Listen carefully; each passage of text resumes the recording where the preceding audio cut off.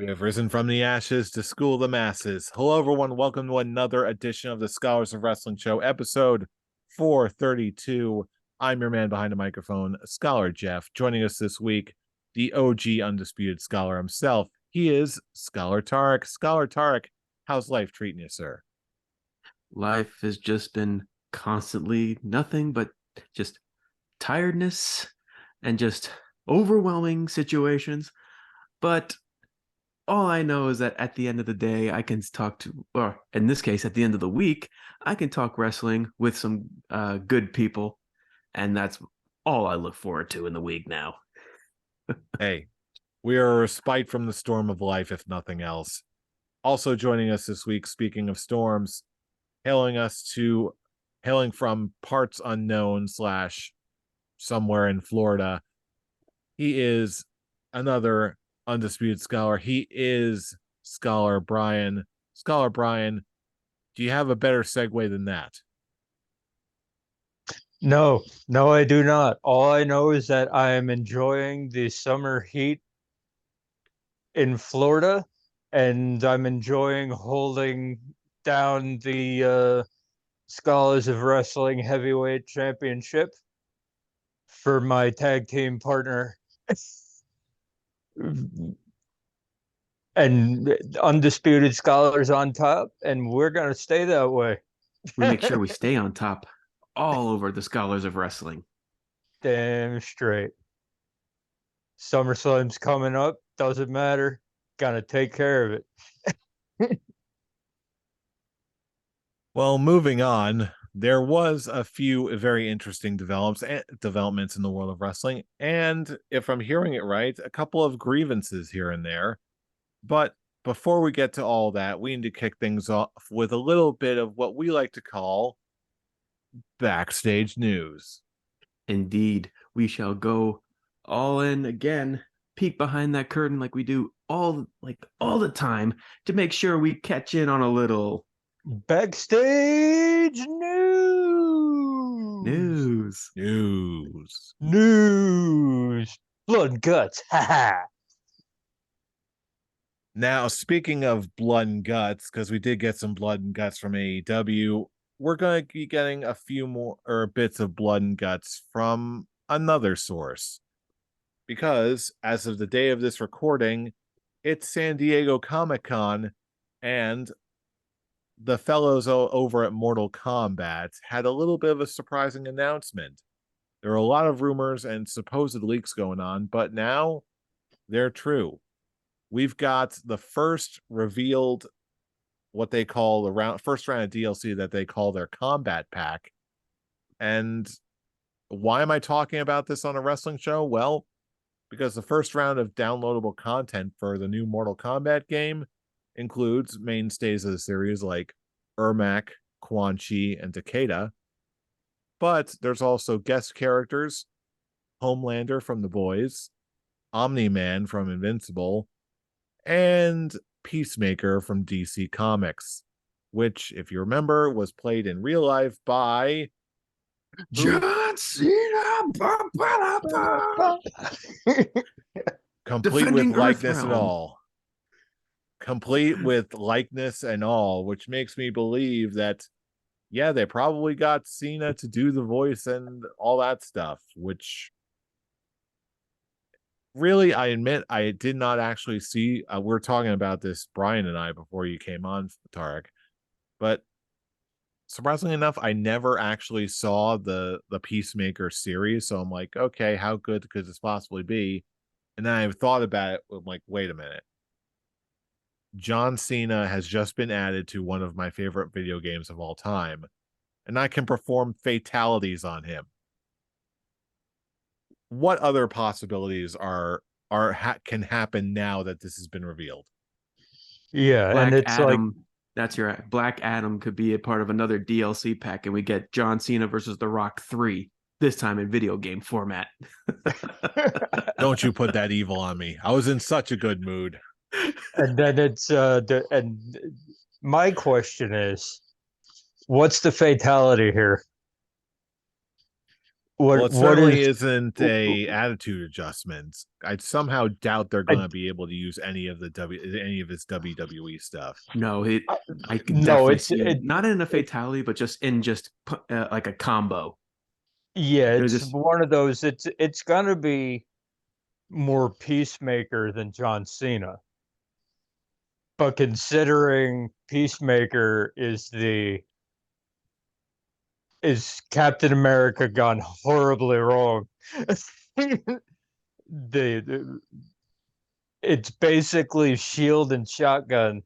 Do they bring in part of his persona from the WWE and maybe have it start off with it, his special power?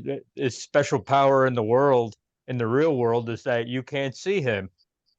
So maybe he goes invisible before he pulls off uh Peacemaker death shot or something like that. Uh that's the real mystery. That's the real what I'm looking forward to seeing. Like, what are his special moves? What's his brutality? What's his fatality? What what is his move set? Well, I'll tell. Speaking from my experience as a bit of a Mortal Kombat super fan, they did in the last game throw in RoboCop, and the game before that was Injustice 2, which featured Deadshot. So there's ways to pull off a gun wielding fighter in Mortal Kombat. Not to mention they also had added Aaron Black to the group. So either way, there's definitely ways that they can make a gun related fighter, especially a guy who can actually fight with his fists and apparently his shield too. But as well, far as I'm looking forward to see if they can bring in Eagly into the mix. Yeah, well, bring in the American Eagle. Do it. I'm sure that they'll call him in as just like a striker or something. But Maybe he's part of the fatality. He starts pecking at the. he start, I would actually believe that I would believe over him going invisible because again, two reasons why I don't think he's gonna go invisible. Because I'm sure they're not gonna want to go far into John Cena territory. And number two, my boy Reptile already goes invisible. And there's been too many people who go invisible in Mortal Kombat. And I guarantee at least one of them is gonna be on the roster. So I don't think they're gonna give it to they explicitly state that they're going to have a lot of wiggle room when it comes to Cena's likeness in Mortal Kombat. I kind of don't think they're going to have him go invisible. They've got plenty of episodes and movies and comics for him to draw on as Peacemaker to make him viable in MK.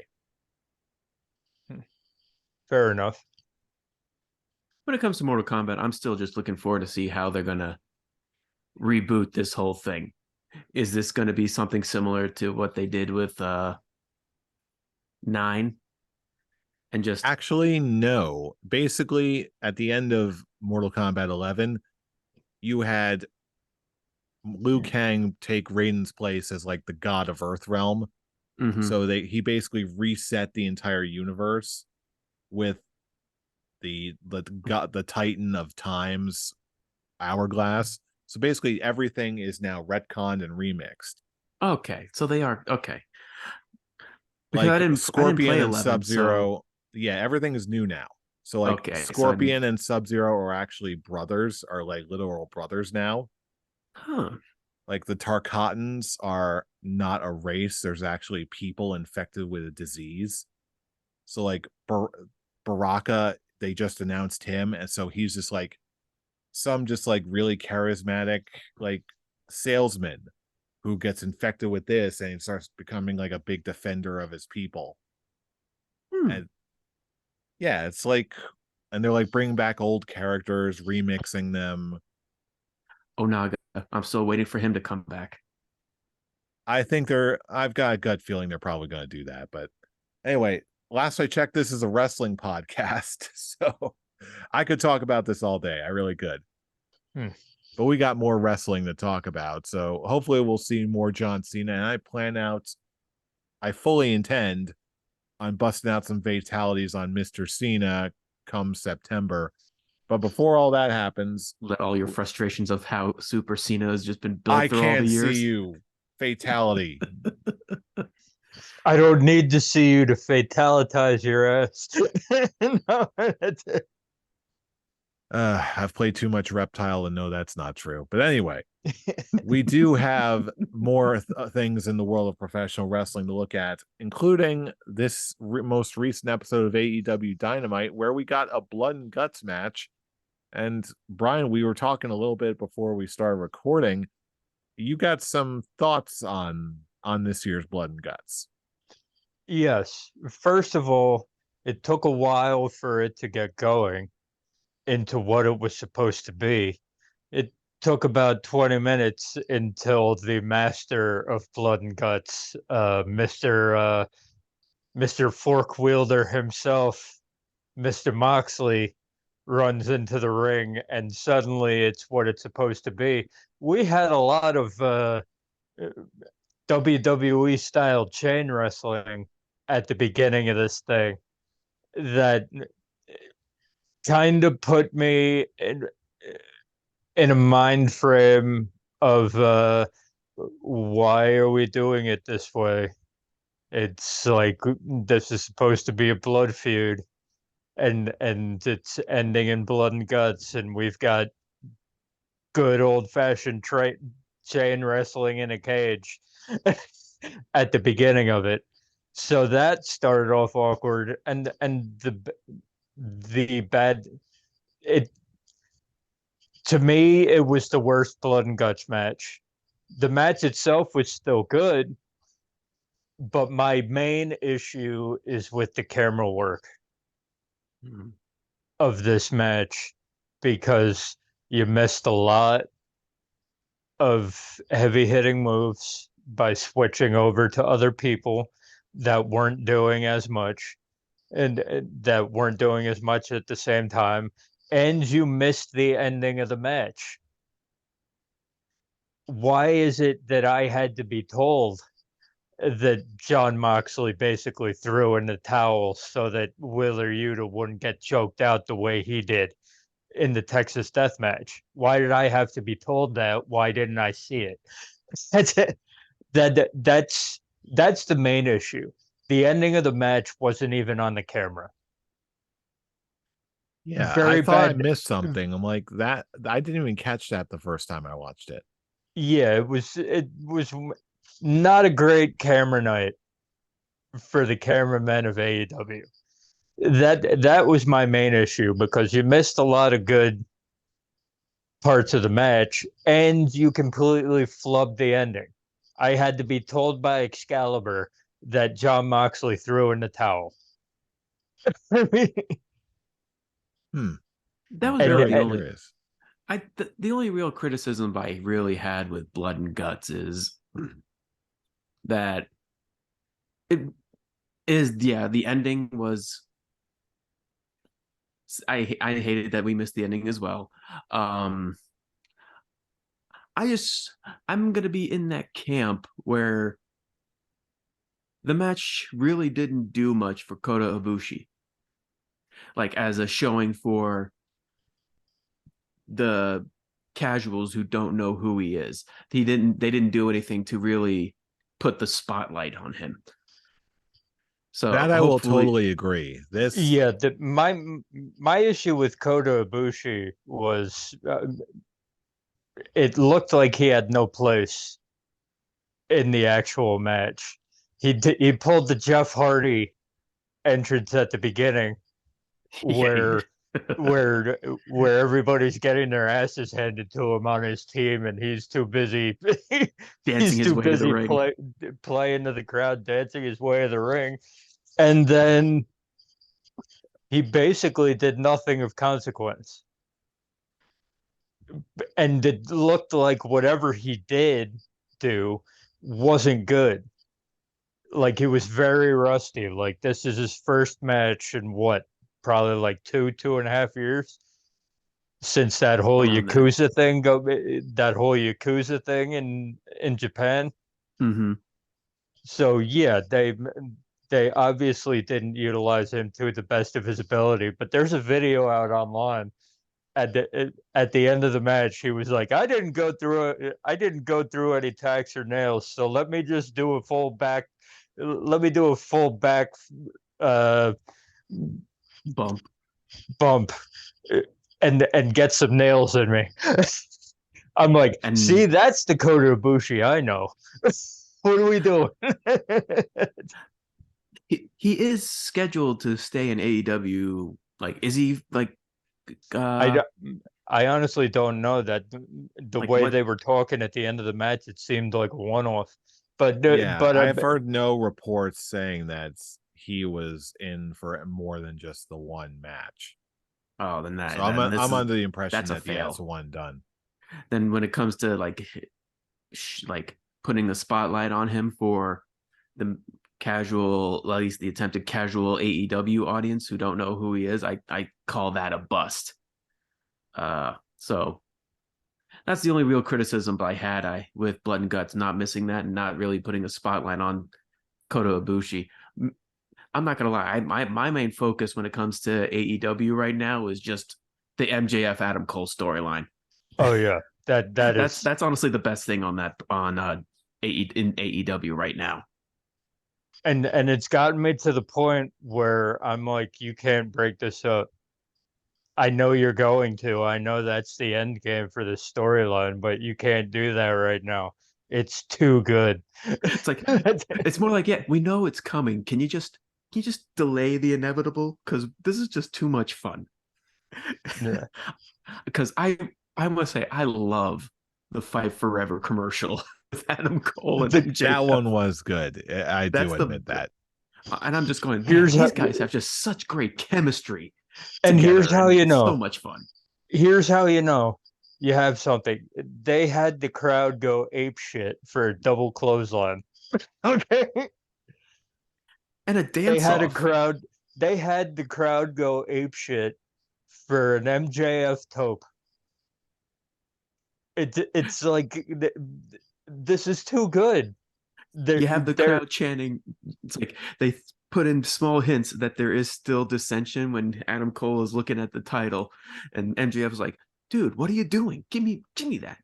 And you just hear the crowd going, "Hug it out, hug it out, hug it out." It's like we don't want to see the dissension. We want to see these guys get along because they're just so much fun together. Yeah, I'll tell you what. We all know what's going to happen. I just I for one am almost afraid to like it too much just so that they don't draw this out any longer than they need to. Because I still want to see that rollback match. But Oh, I it's still good. We're still getting it, of course. We just was like, just don't have the turn be anytime soon. Still give us the match. Just let us enjoy this in our food analogies. This nice little hors d'oeuvre that's been given to us because it is just so sweet and delicious. and also let's change it up when it does happen. Don't have MJF do the turn. Have Adam Cole turn on MJF. hmm. It's because they already started it. It's like Adam Cole is looking at is holding onto the title and not wanting to let it go. It's one of those like I'm not saying have MJF suddenly be the good guy because that's not going to work. But instead of MJF doing what we expect him to do, which is to turn on Adam Cole and do all that, have Adam Cole get the jump on him and have Adam Cole do it first. Hmm. That way you still have the same end game. You just get there differently from what we expect. There was an idea pitched. I don't remember where I saw this, but there's an idea of actually bringing in Britt Baker into this and have it be something similar to like a Mega Powers And arc, and just have it basically be like these guys are just so having so much fun together, and then you bring in Britt Baker, and you just have Adam Cole thinking, okay, is there something really going? It's like, hey man, what are you doing? So, something similar to like when Cole was holding on to the title. It's like Cole noticed it's like, hey, you're Max, you're getting really close to Britt. Stop it. And there's just that's leading to like dissension between them. I as saw that and I'm just thinking that's a good homage to one of the biggest storylines in wrestling. yeah, and maybe, but I like what they have Britt Baker doing now, or when Jamie Hayter comes back. I I like that whole thing that they're doing, and as as much of a good homage as it would be, I don't think they need Britt Baker here. It would actually lessen it Oh, for I me think personally. I think like how in WWE Maxine Dupree is doing wonders for Alpha Academy, which quick note, that Viking rules match was just so fucking awesome. I would have taken another like 10 minutes of that match. It was so much fun. Yeah, that How was fun. Maxine Dupree added more with Alpha Academy, making them one of the biggest acts in WWE. I feel like something adding Britt Baker would do a similar effect, but that I understand where you're coming from, where it could lessen it for you. I actually think it would add more for me. And poor Roderick Strong. He really is becoming like the Zack Ryder to the John Cena and But that's also a feud that can come out of this. mhm. So it's like they're building outside stuff, and also in concordance to the main feud, which is going to be Adam Cole and MJF. They're building outside stuff, and I like when AEW and WWE do that, where there's one main storyline, but there's a bunch of side stories coming out of that main storyline. It's so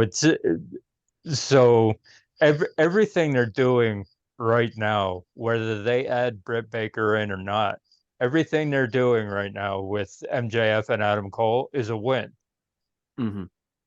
including everyone on the outskirts being involved. Well, speaking of side stories, WWE seems to be coming through in spades with some rather interesting ideas. Uh, Brian, I think you had some thoughts on the U.S. title situation for starters. Yeah, But that particular one, interesting means very, very bad. Because we're getting to the point now with LA Knight where this is dangerously close to turning into a Daniel Bryan uh to 2014 yes movement situation where people are going to start hijacking your show when you could have easily stopped them from doing that and just given the crowd what they wanted. This was a slam dunk. You have LA Knight win this match. You have LA Knight beat Santos Escobar, and then you have LA Knight beat Austin Theory at SummerSlam. It's a slam dunk. It's the obvious move. So, what does WWE do? I don't know who booked this, whether it was Triple H or Vince, but whoever did, very bad idea. well, LA Knight was the move here. Okay, I it's get just it. But it's and just the the question issue on is like, is this was putting the title match for Santos Escobar the original plan from no, it wasn't because I don't have Santos Escobar winning. I've been reading that they are planning on having him get the belt off Austin Theory. So it's just like I wonder how long they. It makes me question how long they would really like. Let's really push Santos Escobar as a good baby face, and I wonder like how long has that been a plan? Was this before LA Knight's popularity started growing more and more. But I but agree. here's yeah. I agree. The fact that we are in a moment where the yes movement has now become the yeah movement, and like WWE is basically doing its WWE thing where you have something that is just red hot and the crowd is just eating it up. The man could do no wrong. Hell, it was even talked about when earlier for us, we were talking like, man, LA Knight's like his popularity is really starting to grow. And yeah, even I'm growing into it. I like when uh what he's great on the mic. He's very charismatic. He's catching our attention. And WWE is just going, yeah, we're not gonna change our plans to go with what the crowd is until it comes to the point where it is like the yes movement, to the point it's like, oh, was this plan all along? No, you're so full of shit, you're lying to us, because this wasn't uh Danielson being in the main event at WrestleMania was not the plan. I mean, hell, they were trying to move the yes movement to Big Show, for God's sake. um but they're saying, oh, we're gonna go with this LA Knight push after SummerSlam. Why? Go with the momentum. It's honestly really ridiculous. You have my 5-year-old and 8-year-old going LA Knight, yeah. And when I go to them going, when everybody's saying LA Knight, yeah, that's saying something. It's even like your audience with children is really latching onto this, and you're choosing not to take advantage of it. It's just it's not good business. That's not what's best and for to business. and to add on to it, okay, you have the match be Santos Escobar versus Rey Mysterio, two LWO members, which automatically gets me in WWE brain. Like, are like my expectation for this kind of thing is that this is going to cause dissension in the LWO ranks, which is a problem. But that's the WWE way. They always have to do stablemates facing each other in these situations, and their fallback is that this causes dissension in the ranks, and my brain automatically goes at this point to they're breaking up the LWO. Is that the case? Is that the case? Maybe not. Maybe not. Probably not. But this is WWE brain. Okay, they've done it too many times for me to not take it into account, and for that to be the first thought in my head. So it's like there was no reason for Rey Mysterio to win here. You can't give me one that makes any sense other than the fact that he's Rey Mysterio. Yeah, this one just seemed, I'll be honest, I wasn't even paying that much attention to it because I feel like I'm just in a holding pattern of waiting for LA Knight to get something to do. I feel like I'm just waiting for them to push the LA Knight button. I don't care about Rey Mysterio. I don't care about Santos Escobar. I'm just waiting for them to press the LA Knight button. That's it. And it's kind of sad because I do like Santos Escobar, and I do think he can go as he can fill in that spot that Ray's had in WWE for since his debut in WWE. But I feel like this is now reached that point where it's forcing him in that spot and going against your audience. And I don't know if this was a Vince McMahon or a Triple H call, but a part of me is trying to think, okay, this may be a Triple H call, as that putting over Santos Escobar, especially with Rey Mysterio putting over Santos Escobar, but Yeah, I feel like this would actually do more harm to him than good. Because hell, when he came out to fight off Austin Theory tonight, there were little cheers, but none to the point where you're thinking, "Oh, this guy is just the guy to put in this feud against Austin Theory." No, Yeah, what you need to do here in order to, if you're gonna go with Santos Escobar, what you need to do here, LA Knight can't be anywhere near this anymore. And up until SummerSlam, he can't be anywhere near this because then the crowd isn't gonna give a shit about Santos Escobar. but then it begs the That's just the question. way it is. It just begs the question. Now, what do you do with LA Knight for SummerSlam? Do you just keep? Logan Paul. They're going with Logan There's Paul and they Ricochet. That's the match that they're building for, that they're going well to set then up for this coming up Monday. well then So, he's not gonna be there because nothing else makes so sense. we have another event where you have possibly your hottest star other behind Roman Reigns off off your biggest party. He wasn't at WrestleMania, even though they were actually building a storyline with LA Knight trying to get himself onto WrestleMania that went absolutely nowhere. And now when he's at the point where he's at, is actually funny enough, that's when I believe the LA Knight train really started picking up. Because I always think about when did really LA Knight started getting popular, and that was when he had his first promo with the New Day, and he's saying LA Knight, you can't have an LA WrestleMania without LA Knight, and you just start hearing the crowd going yeah, and then him going yeah, oh wait, I'm a heel, shut up, I'm talking. Which I love that. I actually love that promo. I've been watching that one over and over because I'm just thinking, because I have been thinking, when did this popularity really start going? Because it wasn't during his feud with Bray Wyatt. It definitely No. was post that. Even though he he was the thing that really helped that feud, because he was one of the big vocal points in it, which also put him over because he was showing he wasn't afraid of Bray Wyatt. Take a lesson, Seth. Um, shit, I lost my train of thought. How I guess do it's we just get here with LA Knight?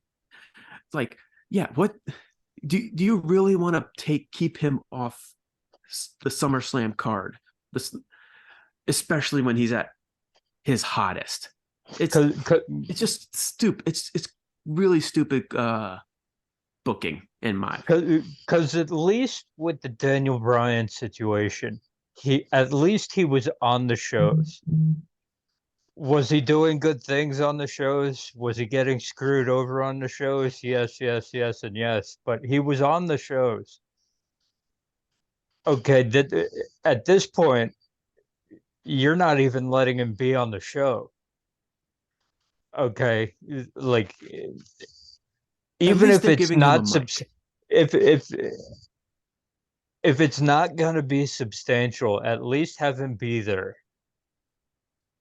Give him something to do.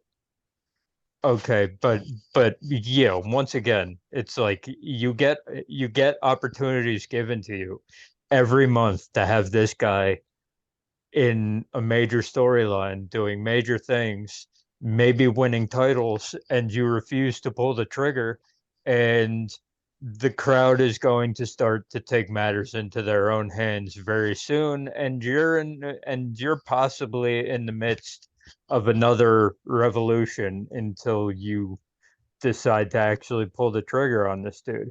And everything that has to do with this United States Invitational right now is wrong, in my point of view, because you need to go with what your audience tells you. The WWE needs to stop doing this shit. The only thing I can really see them doing now is, I remember, I think it was last week, there were reports coming in that they're planning on bringing in Stone Cold Steve Austin to do to give a rub off to a superstar. Maybe save that for SummerSlam, a Stone Cold LA Knight segment, hit like Stone Cold stunning someone, leading into whatever LA Knight's finishing move. I actually the like stun face bust. I don't know what it was called, and just Well, have them drinking beers with one another. I don't know, well, but whatever it is, it's gonna have to be something big the, because you you're gonna have to have to pay something off. have them. You have to have them at least on the show. Because with him having the crowd in the palm of his hands like this, it'll just be absolute stupidity to leave him off the show. Yeah, agreed. Not to Yeah. mention the fact that where if I'm trying to get tickets to a live WWE show right about now, one of the people I do want to see is LA Knight. Yeah. Yeah. Which, speaking of, before we close out this show, I would be remiss if I didn't touch base on a big hot topic from last week. Tarek, I know you heard the show where we talked about some of our top 5 favorite matches that we saw personally live. But before we move on to that, Brian, do you have something for us? Or are we ready to move on? We are ready to move on. I just. Okay, I thought you were signaling me quietly from the other Oh camera. no, I got some notifications I had to clear out. Oh, okay. I thought you were like waving at the camera, but no, just dust on the screen, whatever. Yep. All right. But yeah, we got into a good conversation about our top 5 favorite matches that we've been able to see live. I know that you personally have seen a lot of matches just as much as I have. So I'm kind of curious about what your list is. Top 5 matches that you personally have ever seen live. What do you got for us? See, if I knew that we were doing this ahead of time, I probably would have actually taken time to think about it. So now this is off the top of my head. Sorry about that. Well, I thought we were. and I was under the impression you had given it some thought, but like beforehand, like it got you thinking. Oh no. Well, Oops.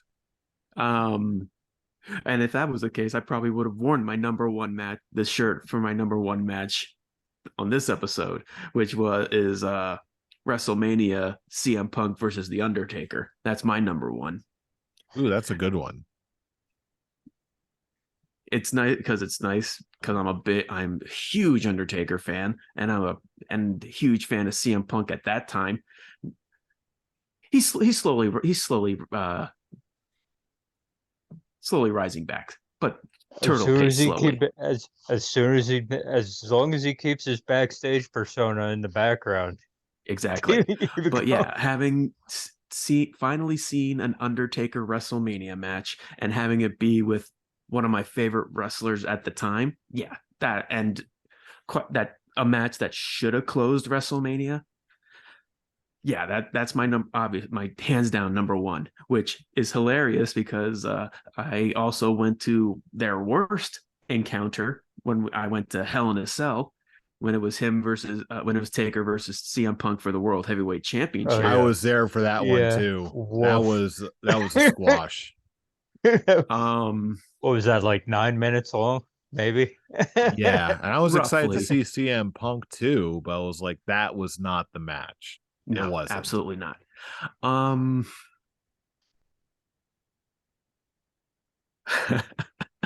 Brian, I think you would appreciate this because if I recall, you were at this event too. The WLC match. Yes. There it is. Would be my It was number the first. two. It was the first match I ever saw live. First one, and it was just like, oh my god, my first match I'm ever seeing live is midget ladder wrestling, and then all of a sudden it's like, yo, this is really good. This is actually this is so much fun. To the point where it's your number 2. That's a surprise for me. No, it's an unorthodox number 2, but it's just because of how it ended up, how much fun it was.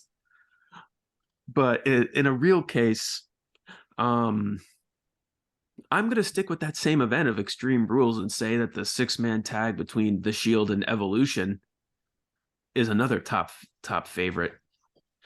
Even to the point where when the Shield initially came out, I actually ran to the back and actually recorded them on their way out. And I'm yelling to Dean Ambrose at the time, Titty Master.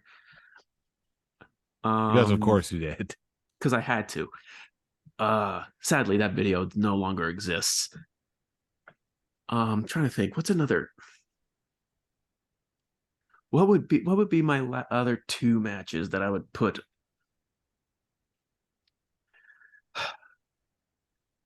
Now I'm just really looking forward to actually going to another WWE show so I can say something that has to do with Gunther, my Intercontinental Champion. Well, Trust me, for whatever, I would love to have gone to Detroit to see Gunther versus Drew McIntyre. That's like a Cloud9 match for me. well, for whatever it's worth, we do have we got an on sale date for WrestleMania 40, which is going to be in Philly, not too far away from us. Well, who knows if he's going to have the Intercontinental Championship then, but Maybe he'll be fighting for something else. no, it's going to be Cody. I've said it, the show after Mania, Cody's winning Well, this. what about the World Heavyweight Championship, huh? There are two. No. Okay, yeah, that him winning like Elimination Chamber or something, but Yeah. to win the number, maybe. Let's see, what is two other matches? I'm trying to also just think about the shows I went to.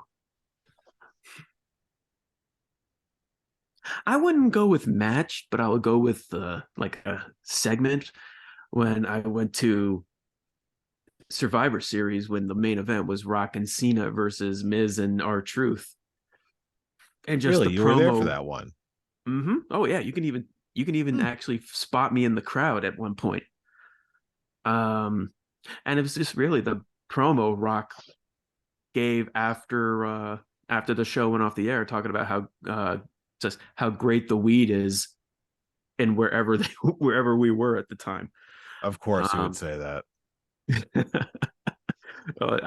Just hearing the Rock talk about weed is just hilarious to me. But match wise, this is a challenging one. Well, also remember, my entire part of the segment last week was just the experience of the one show that I That's went true. to. So if you don't have matches, just go with experiences, like you already said, the segment. Okay. Okay, I got a good experience. Is when I went to what was it? 34, the most recent Mania here.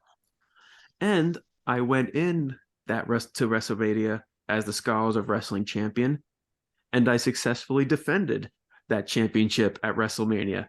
By the end of the pre-show. By the end of the literal pre-show. WrestleMania. So that counts for something. It's like the only scholar to go literally into WrestleMania as the champion and leave WrestleMania as the champion. I think that's a good highlight for me. That's something. It definitely counts as something. Maybe also just the Randy Orton versus AJ Styles to open.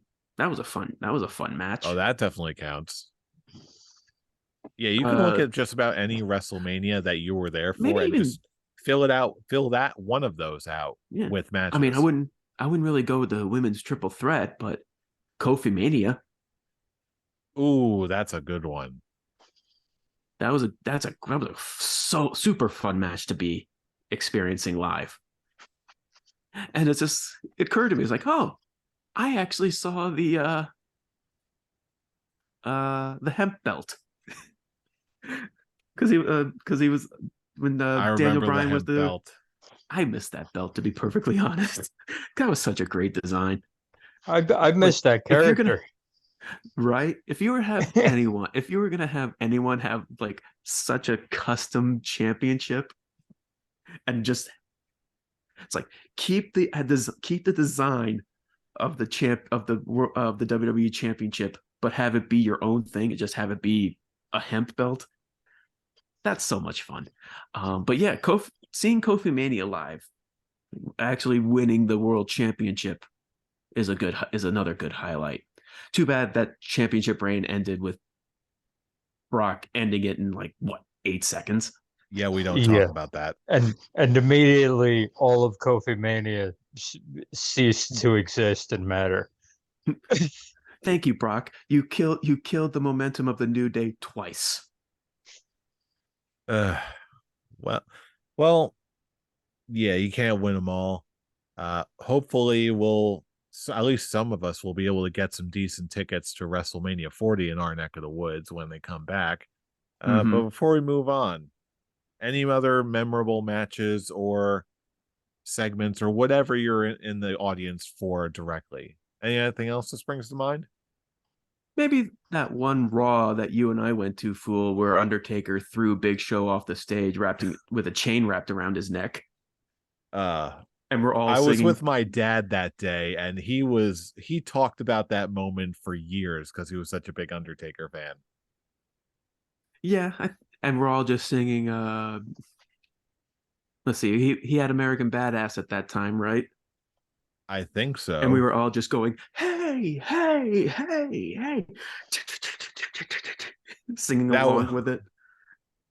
I'll tell you what. There's definitely something to be said for like catchy fan interaction like that. It's like even whether it's LA Night with the Yaz or singing along with someone's music. Fandangoing. There, yeah, when it was good, Yeah, right.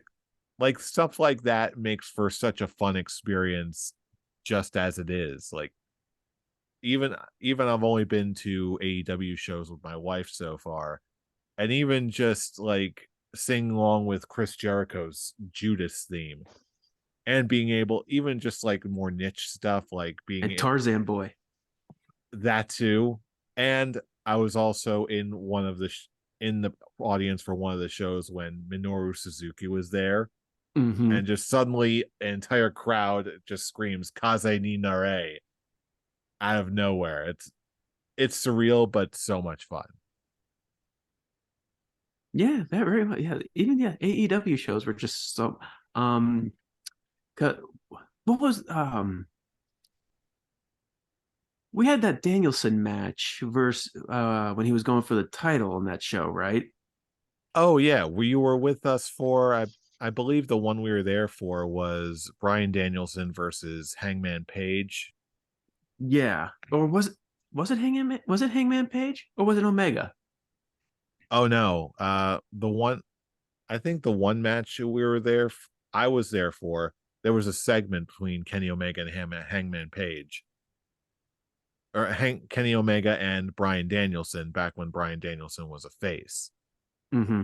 I went to another match. I'm not sure if you were there for it, but one of the matches was a return match between Hangman and Bryan Danielson. That went like 45 minutes. I think yeah, because I went to both Dynamite shows that were in Newark. Oh yeah, you were there. So yeah, Yeah. the first show we went to was just a segment between Kenny Omega and Bryan Danielson. I remember being kind of pissed that we weren't going to get that match that night. But Mm-hmm. then the second time we went, that's when we got Hangman versus Bryan Danielson for the title, which Yeah, was a great match on its own. yes, exactly. But that's really all that really comes to mind. Um I still can't I'm still trying my best to go to a Royal Rumble. I think that's big my big to-do list when it comes to going to a wrestling show is That's definitely up there. Definitely. like I've been to like WrestleMania, Survivor Series. I still need to go to a SummerSlam and a Rumble, but SummerSlam is basically just a show, but Royal Rumble has the Royal Rumble. And that's just something I would love to see in person, counting You down with and the rest of the audience. you and me both. That's got to be like a once in a lifetime kind of thing. Who knows if there's ever going to come back to our neck of the woods, but for now, we got WrestleMania on the horizon, and there's bound to be no shortage of fun and engaging matches from there. But we'll see who ends up getting tickets and how much they end up going for. But until then, now is the time when we pitch it over to you, our fellow fans. Are you going to be picking up Mortal Kombat 1 to play as John Cena, or do fatalities on him? What did you think of Blood and Guts? Where's LA Knight going? And what are some more of your favorite matches that you saw live? Whatever you think, let us know in the comments section wherever you are, YouTube comments, or join us in person for live tweets or conversation on Twitter. Fool, where can I reach you? You can reach me at the Avatar. Brian, where can I reach you? You can reach me trying to figure out how drunk the Blood and Guts cameramen really were at Atomic Beanpole. And you can catch me replying very at I'm Robbie Rage. The conversation goes on, the speculation continues, and so does the road to SummerSlam. But you already knew that because you know who we are. We are the Scholars of Wrestling, and you have just been schooled. You're welcome. You're You're welcome. welcome. See you all next week as the road goes on to SummerSlam. Yeah.